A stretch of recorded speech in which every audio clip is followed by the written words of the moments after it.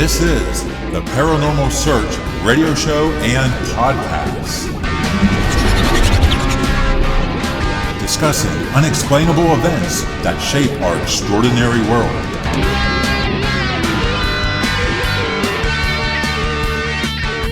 Three, two, one, fire!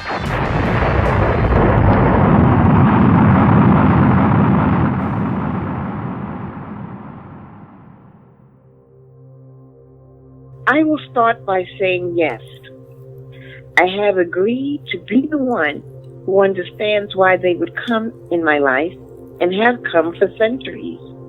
I will expound on the definition of theophany because it will help us understand what it is when it happens. These are not descriptions of someone who did not have a frame of reference to have these encounters. Actually, I sought it out by being a student of it for many years. However, to read about it and to be a part of it, a phenomenon as such, is different. I just ask that you remain open. You picked up this book because of curiosity. Maybe it will help. It has the capacity to do many things. It has been a wonderful part of my life to have access like this.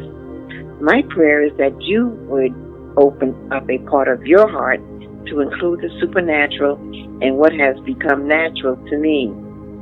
I write about interdimensional themes with an understanding because I have an affinity, a connection with it, and study to know more. I look it to be a place to expand my horizons, open to new possibilities, and seek the depth of my soulful self in a peaceful framework that is created without intrusion or hindrance. I seek out those who want to share their experiences as a community in a peaceful environment to develop, unfold, experience who you are and who you are meant to be and still are becoming. Being, quote-unquote, outside the natural realm, unquote, is when I'm there in all of its, quote-unquote, otherworldliness, and I am continuously aware that I am there. The time lapse is of no significance because I don't know how long I am there. It's more than a muse. It's more than hearing music coming from nowhere, which I have experienced also. It has been the most revealing and powerful experiences in my life. If you have access and communication from the spiritual realm, Microsoft and Apple have access to the spirit of technology. They all bring the miraculous up close and personal. Welcome to the Paranormal Search radio show and podcast. Tonight's guest is Devorah Devitt. In this episode, she will explain her experiences with the supernatural in all forms, from alien to angel. My name is Jeremy, and I conducted this interview with the president of our group, the Paranormal Search of Pennsylvania, Ross Weidler. We begin this interview with Devorah explaining a little bit about her past and how she began the writing process of her stories that will be included in her upcoming book, Angel's Theophany, When God Comes to Earth. I was always a reader and a loner. I finished high school, did some college, had children, that kind of thing. Right. And then I started writing because I wrote one poem. And that started me on the writing aspect of it. Then I went and started the speaking circuit with the poetry. It's kind of a speaking circuit. But what is the speaking circuit? It was me sharing my poetry in different audiences, in different venues, a lot of libraries, workshops. I've done internet radio. I had my own show at one point. They gave me my own show. Okay. Was it on a streaming channel? It wasn't even virtual. It was a radio. It was internet radio. Okay, I got you. And people could call in, just like you're doing, I guess. Yeah, sure. People would call in, and he would play music, and he would have guests on. I noticed online it said you wrote for a series, In the Presence of Angels, and that's an e-mag? Yeah, it's still developing. Because I wanted to put it in a magazine format. I thought that would be more appealing. So I'm trying different formats, actually. So EMAG, that's an option I have, depending on how I'm writing it. See, this is the other thing. I do writing workshops, right? So what do I tell people? Well, there's a lot of different ways you can present your work. Okay, do you want people to read your work, or is it just for you? If you want people to read your work, then you have to do a sort of an editing for others. E-mag format, or, just e-blog format. Did your writing in this series, is any of that also in your book, Angel's Theophany, When God Comes to Earth? Okay, all right. This is the other title that I've given my work. And I chose that because of my vision, because that word theophany means a vision right in front of you that you can see from another realm. So that got me to kind of separate what was the theophany and what was the inspiration for the theophanies. Well, I've had a lot of visions, so I'm saying to myself, do I want to share about the inspired idea of how that even came to me like that? I don't even know how it came to me like that. I can only say it's inspiration, because an inspired idea is, someone once told me, shared this with me, when you say inspired, you're in spirit, aren't you? So you're not in physical, you're in spirit when you're being inspired or you're doing something of inspiration. And so I had a couple of categories of my work, and I had to put it in certain categories. But, here lately, since I've been on your show, since we've been doing the tapings, I'm going to put a lot of it in one book. I think it can come under one title, and that's Between Heaven and Earth. I can put a lot of the encounters and all the different insights, and am I on a soapbox about being, spiritual, because I'm doing a lot of comments on certain blog pages and pages on Facebook, right? And I can be pretty opinionated, but I'm only because I can only come from my own experience.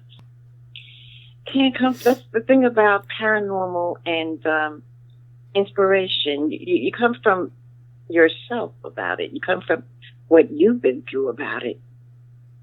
That's what I like about it too. And I can always share about how it came to me. And the other thing about my particular story, and I'm trying to find, that's what happened. I was trying to find out who else had this going on in their lives, like I had it going on in my life, and I'm still looking, because in my case, doctors told me my brain fires off theta gamma frequencies. So that's kind of like, And this, we call it epilepsy.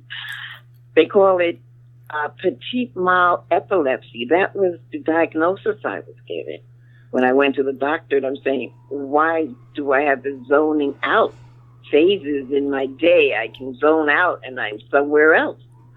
And you talked before about having many seizures. Is it the seizure that's giving out this type of energy? From what the neurologist was telling me, my brain is wired like that.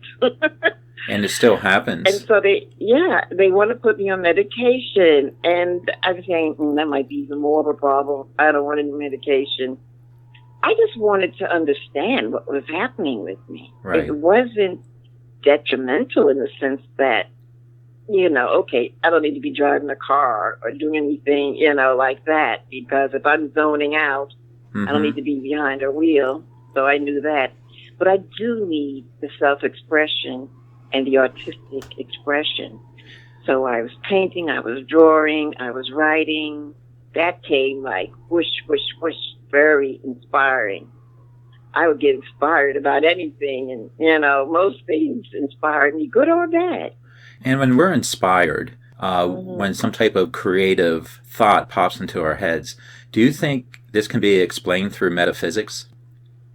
Well, I think a lot of inspired processes can be explained from metaphysics because what is it? It's non-physical. Okay, it's higher than physical metaphysics. Okay, so you're talking about those that tap into and can explain to us maybe their experience or why they're attracted to it.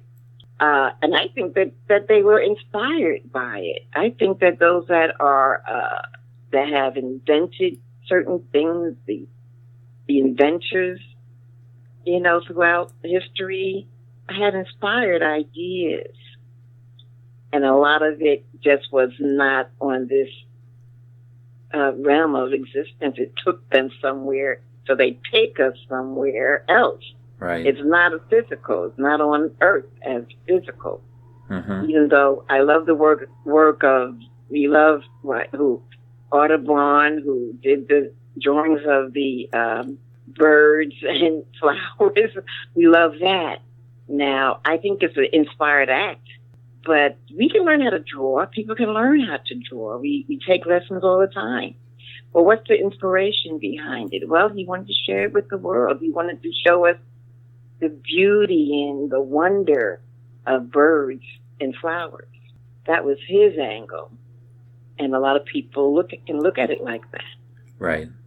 It's not my particular angle, but I can understand why he chose how he was inspired by that. But it didn't take me anywhere beyond the physical. It got me more in touch with the physical because birds and flowers are physical on Earth, But it was his inspired idea. So I would say you can take anything and have a metaphysical reaction to it, depending on how you see it. There is a balance there. Yeah. And would he say that he's metaphysical? Probably would. Because it takes, some things are gifts, some things are gifts. Mm-hmm. Not everybody can do what he did, even though they may love flowers and birds too. But it would take a gift and an inspired person to turn it into something that's inspiring, Exactly. Yeah, I think that's what happens with things that inspire us. It takes us somewhere else. That's what I love about it. It takes me from this realm. Now, you don't want to leave without your luggage. I mean, you don't want to just be out there. That's why I had to go and get a diagnosis, because I was always a dreamer. I was always daydreaming. I was never, I was a true space cadet. Just wandering around, not really interested in anything. I was never, I want to tell you this. I was never interested in school. Never, ever. What am I doing in this school? What is this place? Even when my dad said go to art school, couldn't even appreciate that. It was really too closed in for me. Yeah, you couldn't find your purpose in it. Yeah, I mean, they're teaching us art and giving us ways to express it, but it still was not as free as I would have liked it to be. And your inspiration comes from another level. It does. It does. For me, and if I was to do a talk on inspiration, I would say that. And I would also say that I would hope my work takes you somewhere other than this dimension. Can you tell us about some of the paranormal experiences that you've had?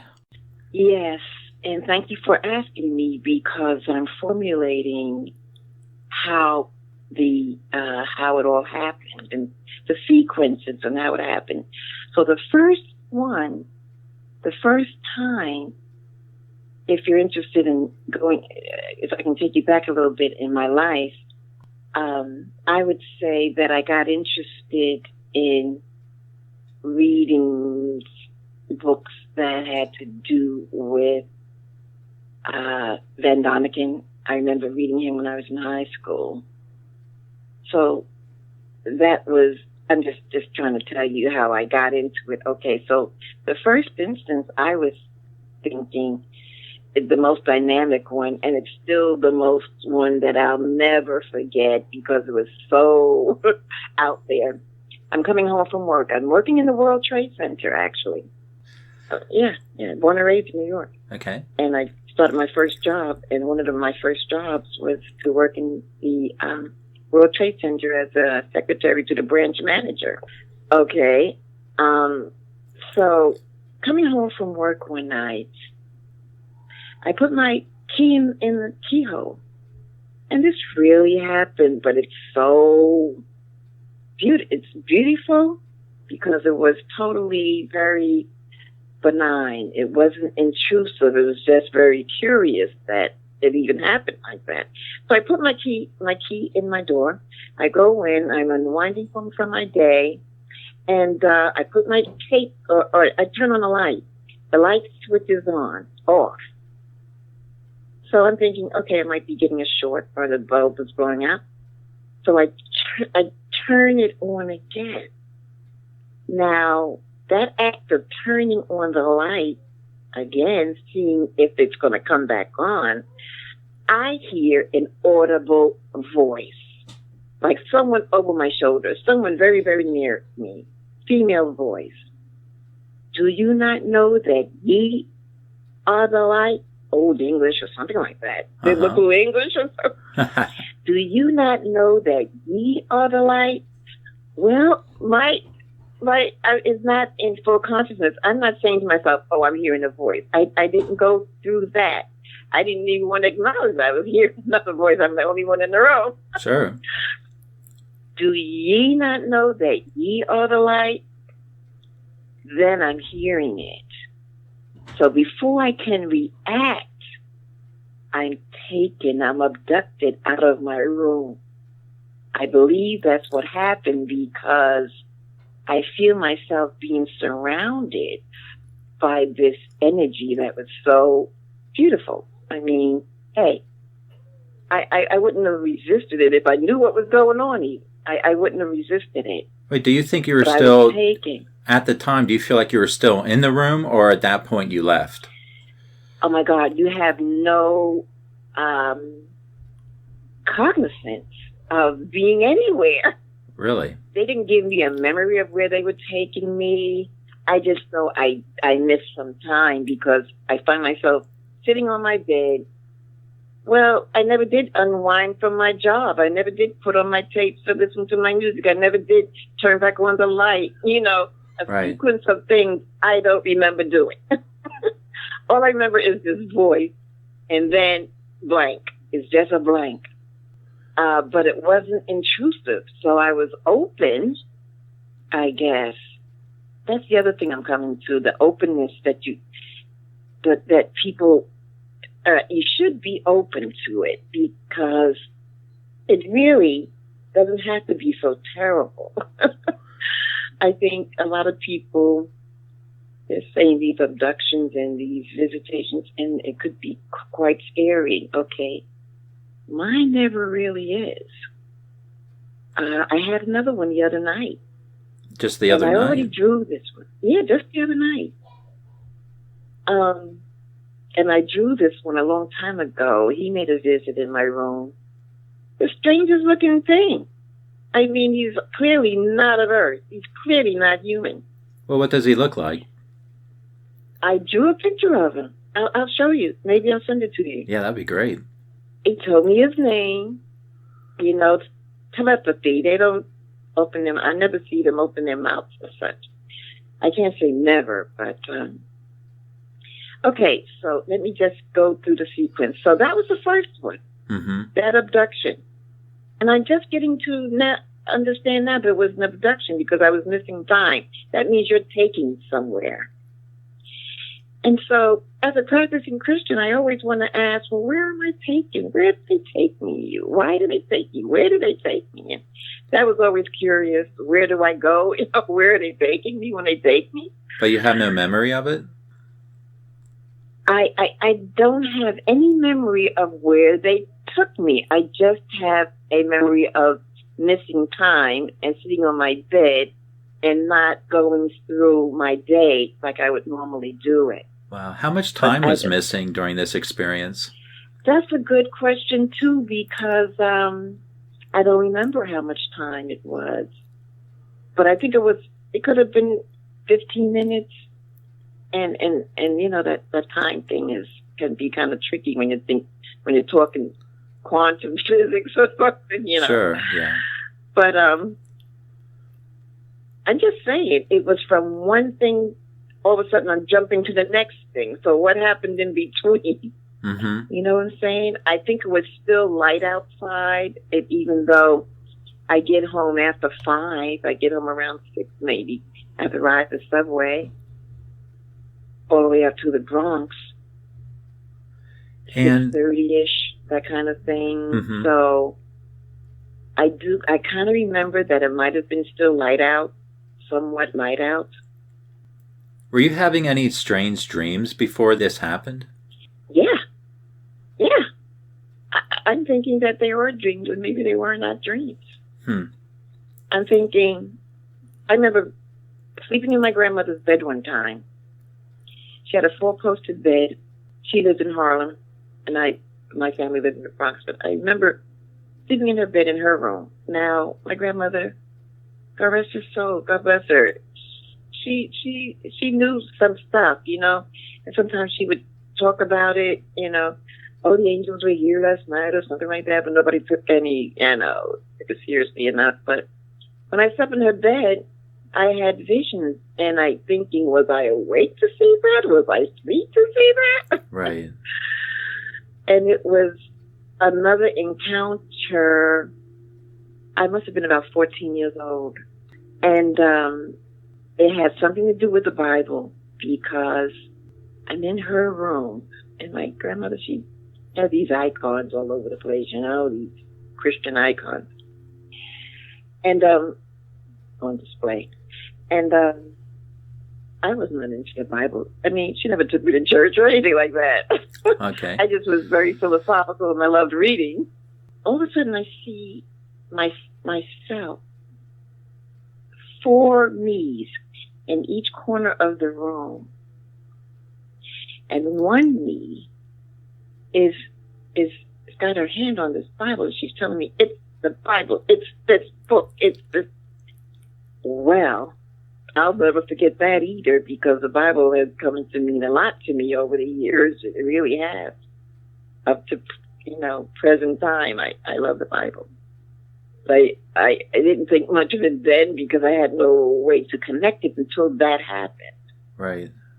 So that was number 2. So I had that audible voice. I had that dream state that I was beginning to be aware of, where I wasn't dreaming, I wasn't awake. I don't know where I was, but I had the vision. Are you of the belief that maybe the angels as described in the Bible were actually aliens? I'm coming to that conclusion. I really am trying to be more congruent with that thought, because that's probably what it is. Because the only one I saw with the wings is the one that came to me on 42nd Street when I was at the cafe. And she was so tall, so winged out and everything. And what she did with me, she was so tall, like 100 feet or something. Oh my gosh. I don't even know. But I wrote it all down, and I drew a picture of her.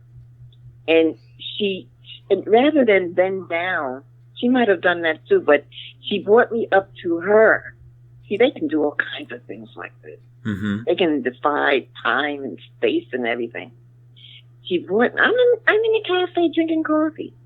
She brings me up to her, and I remember being light by where her wings are, because I remember the wings flapping some of the feathers flapping in the wind. That's how I'm saying. How is it if she's 100 feet tall, I'm sitting in a chair 100 feet below her? How do I see wings? How do I see her wings flapping in the breeze like that? And the feathers on her wings. You were in a cafe at this time? Yes, an outdoor cafe. Okay, and then I'm guessing you had some type of feeling that something was, or someone was watching you? You know what happens? They put you in a state. Ah. Because they can't just, some people have to be in a state to even comprehend, for them to manipulate time and for them to manipulate you to even see them. Right. These theophanies like this, I think it's a manipulation of a couple of things: time and physicality and spirituality and all that. So in the beginnings, I had to be in a trance state, because, and I could easily be like that because I kind of walked around like that anyway. I was always, like I said, my thoughts were always in the clouds, and I always daydream. And so it probably wasn't hard, but still, it's not normal to be seeing these things. They're not your everyday. Mm-hmm. They're not your everyday occurrences, and they know this. So they put you in a trance, so you're not cognizant of anything else going on except the theophany happening in front of you. And that was her. That's amazing. And do I appreciate it? Well, he came a second time to me. Does she have a human-like appearance then in her face? Definitely. Beautiful. Humanoid. She had sand-colored skin, not fairy white. She had a bob-type hairstyle. And she had, these clothes that they would wear in these pictures with the empire dress. It was light blue, and the sash around it. And I'm telling you, when I think of her, my heart is like, wow, I have a friend that looks like that. And the reason why I know she's my friend is because she came to me a second time. Well, I'm trying to find people who are having these experiences. So this one lady I found named Lorna Byrne, she talks about her open visions with angels, and she's got a couple of books out about it. So she was coming to town, and I was living in a dormitory type setting at the time. And I want to tell you, I think that I'm getting up at night to make a pit stop or something like that. And Okay. She's in my room, this 100 feet angel. She's in my room with a big face. She's no longer that tall, but she's still kind of large. And I could only see her face, and she's smiling. And I'm going, okay, let me, because you can't be cognizant, you can't be all there when you're seeing these things at first. You got to be in a trance state or something to even see it. But I saw her there, and I went back to bed like as if nothing happened. And it was the most peaceful rest. The most peaceful rest, I tell you. I wrote a poem called A Place Called Peace. And, but you never experience the kind of peace that an angel brings. It's just not. Right, that's amazing. You can't do it on I can't even explain it. But if I hadn't experienced it, I wouldn't know that there was that type of peace. And she left that with me. And she's always smiling at me. But she's so unusual. She just really is. Is she your guardian angel? I would think so. I would love to think so. As far as guardians go, I'm sure she is. I can't talk to these things. They're too, oh my God. I don't even know what I would say, so I let them put me in the trance. Now here lately, some of them are clearly ETs. They've been visiting me, like the one that I told you about, the guy that looks just so from another planet. Right. But he wanted to hang out with me the other night. I'm looking at TV and doing my paperwork. And I'm noticing that he's standing there. And I'm trying to, I'm not in a trance state, but I am very open. You don't want to be closed because then they won't hang out with you. They probably won't even show up. But he's standing there, and I let him share what it was. It had something to do with, I forget now, but something that he thought I could help him with, or something that he thought he wanted to make me aware of. Okay, something on his mind. I don't come from where he comes from, so I'm trying to say, okay, so you got this problem, but, how do I fit into all that? But that's why they show up. They show up in my presence because they think I have this ability to have these feelings for how they feel. Like the ghosts. Ghosts come, they want to share some information with me too. Now that can be scary because ghosts, they're coming from a whole nother experience. They can be coming from a whole nother experience. They might have been in a traffic accident. They might have been shot, murdered, and there they are in front of you trying to give you a message to give to somebody else. That has happened to me. Okay. That's too unnerving. That's too unnerving for me to give that up.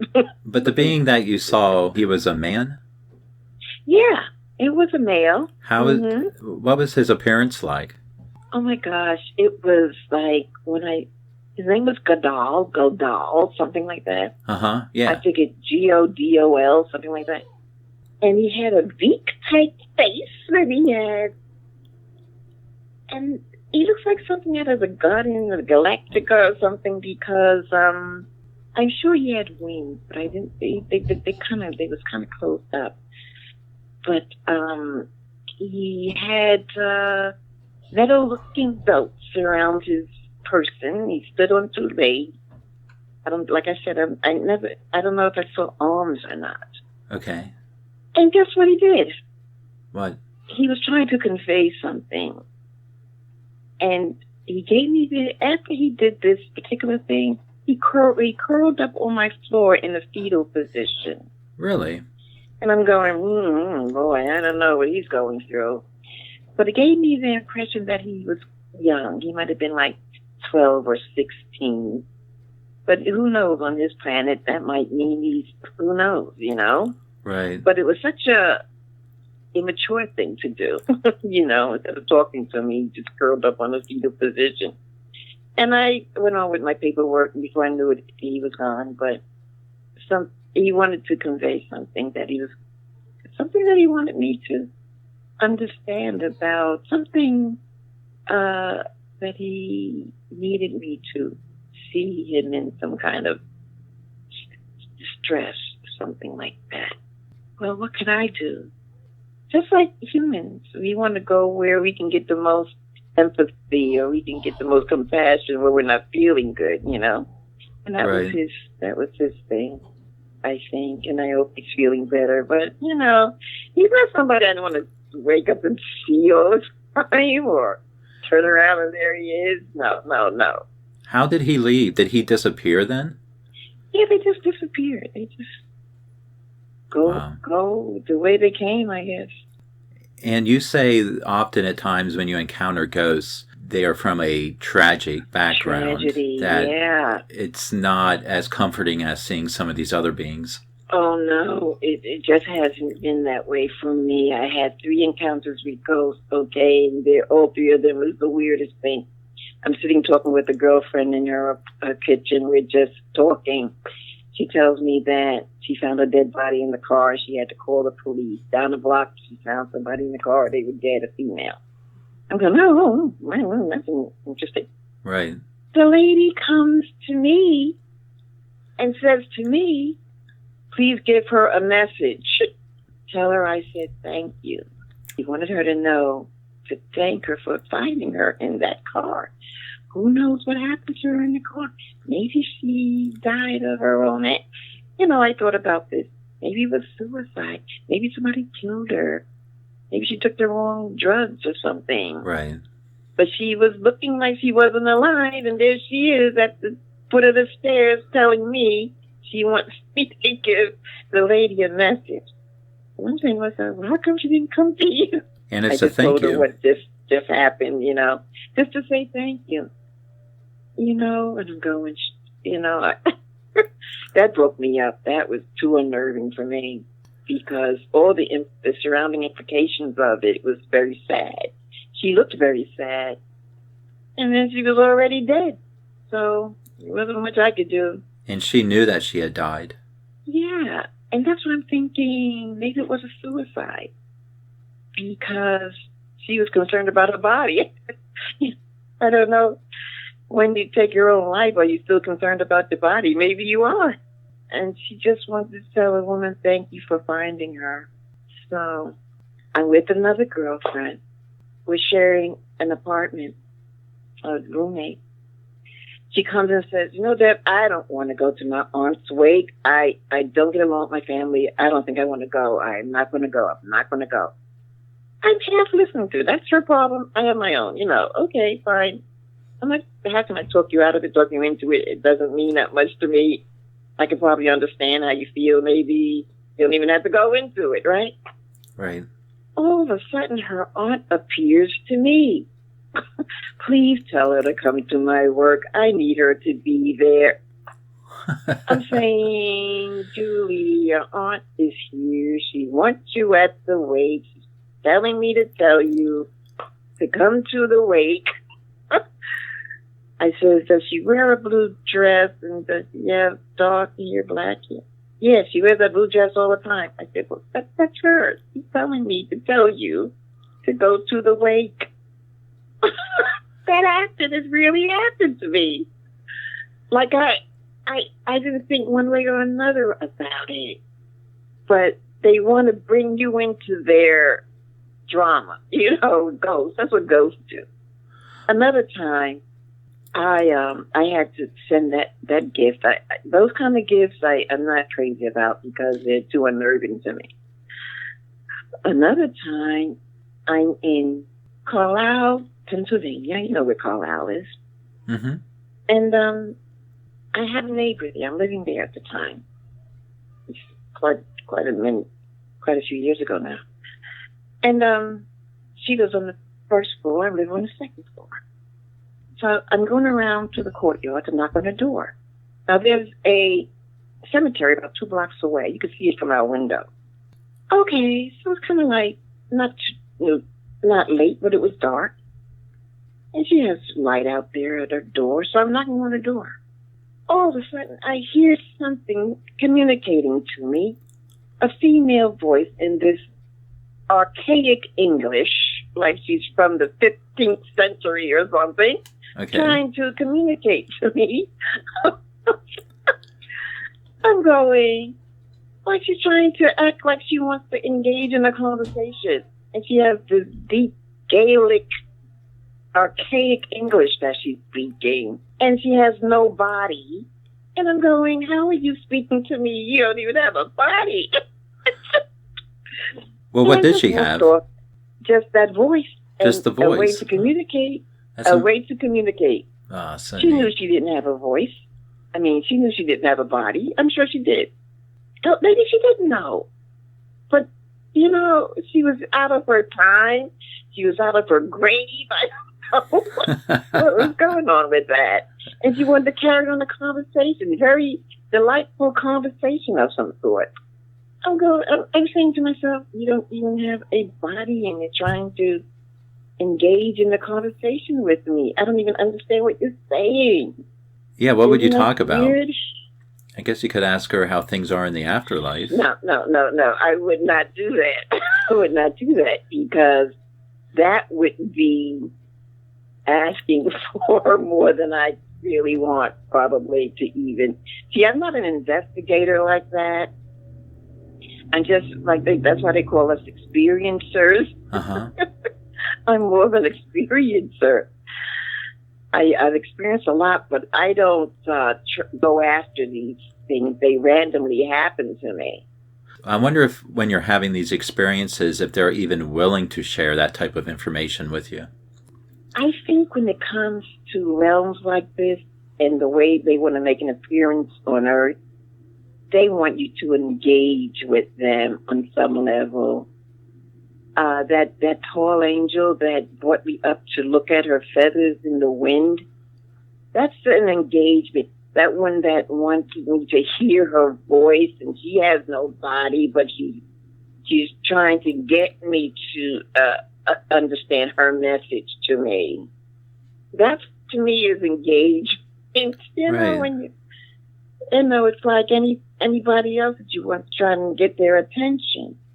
Like Godal showing up here the other night. And the other thing is, the reason why I'm telling you this, the way I'm telling you it about how I feel about this stuff, for real, because they know I'm not up to a lot of it. I'm just really not. It's too, first of all, is it going to bring peace to the world?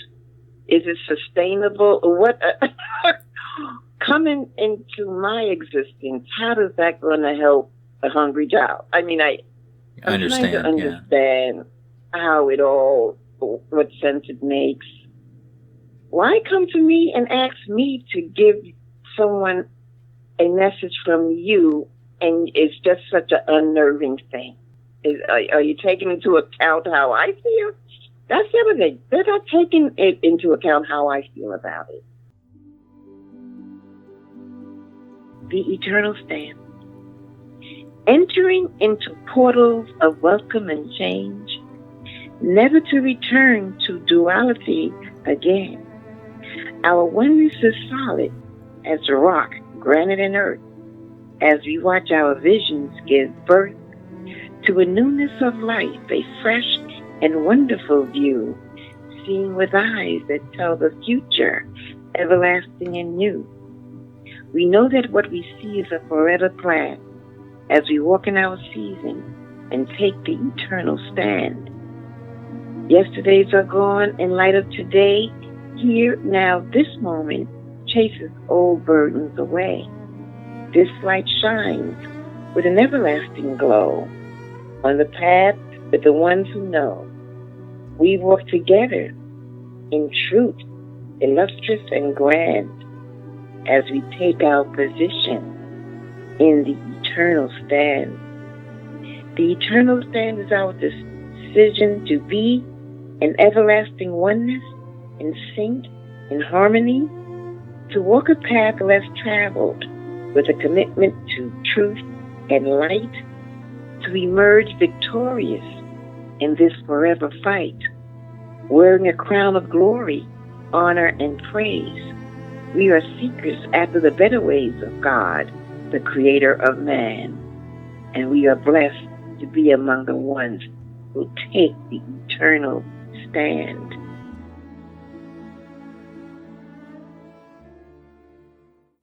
Oh, how about the ones they took me, they abducted me, and I was in full conscious mode, okay? Okay. Now, this was about 3 years ago. I found a person that I'm thinking, I can communicate with this group. They're into all this stuff. I'm on the phone with him, right? Okay. All of a sudden, I get an image of a woman spoke to me. She just flashed in a nano of a second. I get a glimpse of her, and I hear what she said to me. She said, please come to my planet. Please come and visit my planet. That's what she said. And then when she, on her way out, she gave me her name. Do you know what planet this was? I was on Arcturus. And I'm thinking, well, the research I did about Arcturians, they're short and they're not the ones that I was with. Well, come to find out, there's a lot of different species on Arcturus now. You don't get just one kind. Of course, they still inhabit their planet and they still have a certain look.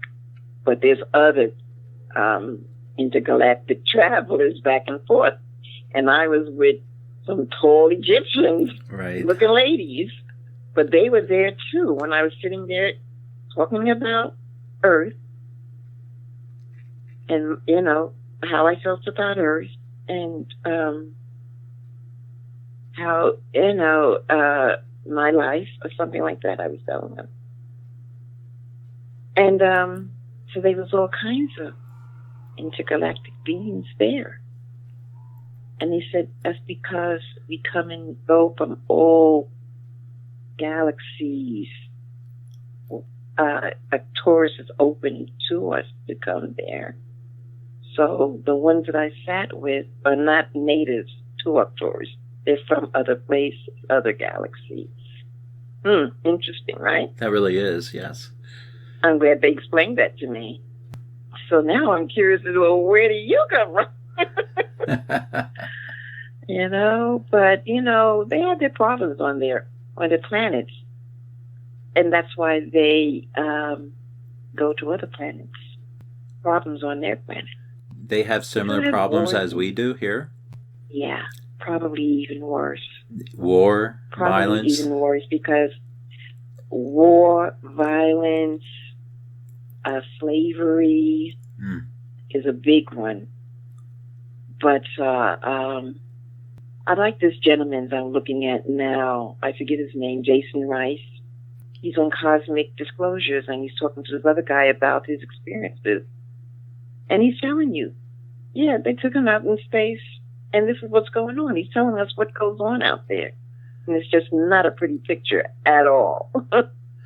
What these beings are subjected to. So what he's talking about is pretty much the exact same type of experience you had. Yeah. But I'm sitting right here on Earth. They manipulated him to go out there to fight for certain beings that needed help. And he gets all messed up. But they find a way to put him together because that's his mission, is to help them. But then he sees the manipulation that the beings are under from the hierarchy of the plant of their species, And it's so interesting what he says with a straight face. He's got a straight face, and he's saying to us, this is what's going on. Oh, you talking about space? Let me tell you something about it. I'm wondering. I'm going. See, his motives are to get this out there for it to be undisclosed, so we understand what's going on, because we live in this bubble of Earth and we just don't understand. We have certain ways to think about things, and it's just not true. We're in denial of so much. Yes, we're very materialistic here. Yeah. And it's just so fascinating, the things that I'm realizing. And I tell you, the reason why I can sit and listen to people like Jason Rice talk about space is because my visitors want me to know this. They want me to know about who they are. So sometimes I can have a full room of them just mulling around me. Really? a whole room full of them. I may be getting breakfast, I might be getting lunch, but I have a sense that they're just here because I'm open. They love my openness. Well, I'm not going to be anything else but open. I don't have any fear. Since I met Jesus, I don't have any fear. He never put fear in my heart about anything. And that's why I'm open, because I have no fear. Well, here lately, they want to send me again. They have a mission for me to go back out there. Now, I'm no Jason Rice, so my experiences have all been benevolent and benign and just beautiful, really. However, the mission, they're trying to get me to understand. That's why the real old one came into my room and told me about this mission to please come to her planet. Well, they zapped me to her planet, so now I'm back home, and now I have to think about this stuff. And then they come and they give me what the plan is. Did I ask for this job? I can say no. I know I can say no, but what happens is you want to. It's your calling. It's something that, who else has this type of job? Why would they ask me? My children are all grown. They're all wonderful kids, and they have their own families now. And I'm retired, and I feel like I'm ready for more of a challenge in my life. They know this. They put it in my heart and mind to be this way because they're going to ask me to do a certain specific thing.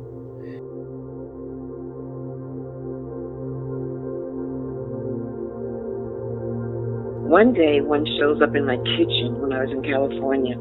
She wants to take off her hat because she wants me to see her bald cone head. Oh, well. So she takes off her hat, and she has a bald cone head. What they try to do is they're trying to make me comfortable with them. And they don't want to hide anything. She was still beautiful, with her cone head, Have you ever seen the images online of, or maybe on a TV special, of the elongated skulls that are found in South America? Yes. Was it like that? It wasn't like that. Okay. It's more like, thank God it wasn't like that. I'm kind of thinking, she's beautiful like Nefertiti, so Nefertiti might have had a pretty cone head, Mm-hmm. It wasn't misshapen at all. It did have hair around there where they shaved. Okay. All the hair on top of the head, the dome of the head. So when she took it off, it's just kind of comical because she had this hair around the sides but none on top. This long hair around the side that they stuck under that. But they actually shaved under there. I didn't know that until she showed me. I'll never forget it. It was beautiful. And I didn't even tell you about the book of Michael. Yeah, but I'm not talking about Michael the Archangel. I'm talking about a real life Michael. I'm talking about my son. Okay, now this is how they interact. This is one of the things they do, how they've been interacting in my life. I had an abortion. Okay, I'm not proud of it. I regret it, and everything, but I was dumb and stupid at the time. I had this abortion. I go in the hospital, safe environment and everything. And they give you something to kill a fetus and da-da-da-da-da, you know how it goes. You got to wait till you abort the fetus. Well, this nurse, she tells me to turn around and look at it. Well, I didn't want to look at it. Oh, my. But I couldn't resist looking at it. I turned and looked at this little baby fetus, all fully formed. Okay, I had to live with that image for many, many years. Okay, so fast forward to here, the last 10 years, pastor said we're going to help you bury your memories of your abortions, and you give the baby a name and bury it. Well, that sounded like a something that would work for me, so I gave this aborted baby a name many, many years ago, and that was that. We were supposed to forget it, right? You just don't forget it. You don't forget it. Well, I don't know if this was a gift or what. I'm trying to understand the giftedness and all this stuff. I really am. Maybe somebody can help me with that part. I'm in the kitchen one day, fixing dinner for my family. I notice there's somebody standing near me. I look up, and it's a boy. Now, he's a grown man. I can tell he's a grown man, but he's a young man. He has a mustache, but he looks just like his dad. Well, he looks like the aborted fetus of the dad that I had to be. I was pregnant by. Okay. Looks like him, the guy I used to go out with, his father. Looked just like him. But here he is. Yeah, just like him, I could tell. Not only that, I could tell he was my son. It wasn't some strange ghost hanging out, no. And he treated me like I was his mom. It was a vibe thing, I know that vibe thing when it comes to your children. They know you to be your mom, their mom. Then you know them to be your children. And it was that kind of vibe. Because he was my son. He was a son I aborted 40 years ago. And he's grown. And he wants to be with his mother. And he got permission to come here to be with me. Because I'm open like this. And I'm going, oh my God. That's a bit much. That was a bit much. He's an angel, and he has his duties in heaven that he does. He's a grown man, flies around, he assists me in everything. He's just absolutely gorgeous. I don't regret that. Strangest thing. Isn't it something? How long do you think he was visiting you for at that time when you saw him? Well, they might have been visiting a long time, but when they make themselves known, like, certain Right. times. One time I had a dream about him. I didn't know it was him until I recognized him when I had that encounter with him in the kitchen, that he was a guy in my dream with a hat on. And I said, could you go fix that plug over there, please? Could you just fix that plug? So he's bending down on the wall, fixing the plug, and with this hat on, and I couldn't really see his face. So when he turned his face around, it was him with this beautiful smile on his face. So, oh my God, so beautiful. It was Michael. That's such a gift to me, that kind of stuff.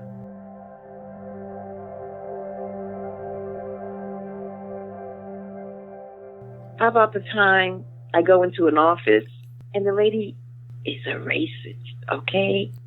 I can tell she's a racist because of how she's dealing with me. So I get up to leave the office and I look up in the corner of her office is a demon and he has her on strings like a puppet. And I'm looking at this thing, right? But when I see that, I gotta pray because that is just not good. I don't care who's on the other end of a demon. It's just not good. She was being a puppet for this demon in her office that was up in the ceiling, and I'm looking at this thing. To look at her, you wouldn't think that she would be against God, but she was a puppet of the wrong type of thinking. And he's pulling her strings. I didn't like that. I didn't take it out against her. I had to pray against him. They look for victims. They look for people who they can get away with that stuff with, I guess. Did the demon look similar to as they are depicted in artwork or even in Hollywood? This particular one looked like a gargoyle of some sort. Really? Gargoyle type. Yeah, he was pretty yucky looking, kind of like. They never scare me. I'm just so, what the heck? Why are you hanging out? What's going on? And then you meet them in human form just walking down the street. Sometimes I can look up and see heavenly beings as well as demonic beings. I don't see too many demonic beings, but it could happen. So when you think it's your time, you pass on, do you think all your questions will be answered? Yeah, because when they give you a mission to do, you're going to be brought into the truth of why. And this is always my question. Well, why would I want to do that? Why would I even do that? Well, Devorah, why did you call us to you? Why are you so open? We have things for you to do. We have, we want to give you your heart's desire, but we want to be your heart's desire as well. I call myself a Christian missionary type person, and I'm telling you, these encounters, they can fill your life. And that wraps up this month's episode of the Paranormal Search radio show and podcast. If you have any questions or comments, please feel free to reach us at paranormalsearch717@gmail.com. If you'd like to reach out to our guest, Devorah Devitt, she can be reached at Devorah Devitt, 0@gmail.com. That's DevorahDevitt0@gmail.com. Currently, our monthly meetings are still canceled. Please check our Facebook page for any updates when we may be meeting in person again. And thank you all for listening.